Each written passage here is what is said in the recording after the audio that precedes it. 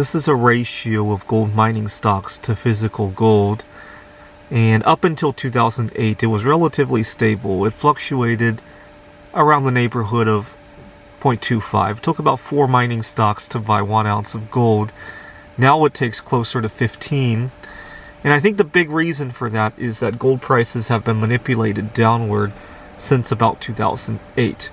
And so as the inputs to make gold keep going up, right, labor and oil especially, gold hasn't kept up with that. And so the costs of mining have gone up. The price of the product gold has gone down relatively. And so mining has been less profitable, because on paper at least, right? And so we can use this to estimate just how much gold has been suppressed, right? So relative to oil and labor, gold has been suppressed by about a factor of 4. And so all else being unchanged, you could expect gold to go to $8,000 an ounce. Or you can expect deflation, and for oil and labor to go down a factor of 4, or some combination of the two, right? I suspect it's going to be more of a combination.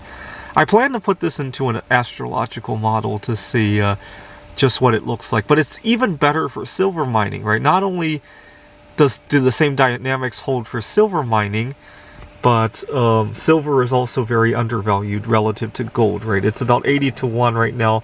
Historically, it was closer to 15 to 1. Not to mention, over the last 50 years, a lot of silver has been consumed, whereas very little gold has left, right?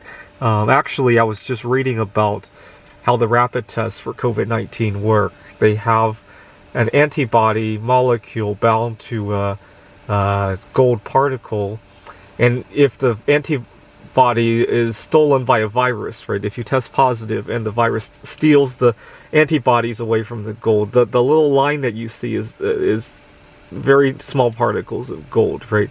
Unfortunately, I'm not aware of any program to recycle those rapid tests to get the gold back, right? That's probably going to be a big expenditure of gold from our society, right? That we'll never see again, right?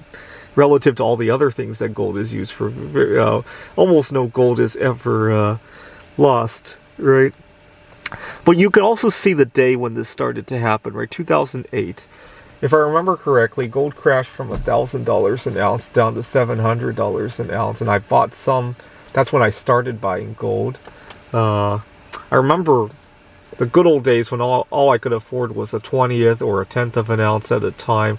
I would look for gold that had been damaged, right? Canadian maple leaf coins that were subpar, low grade, damaged. They would go for just barely over spot.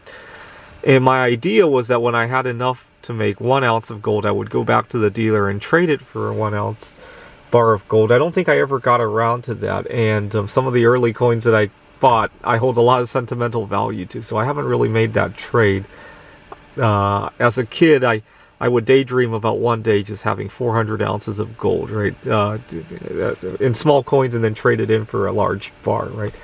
I think once I do have 400 ounces of gold, I will find it very hard to give it up, so I probably won't trade it for a bar. If I ever have a 400 ounce gold bar, it's probably because I bought it at once, right? Just like I did with the 1,000 ounce silver bar, right? I didn't trade up for it, right?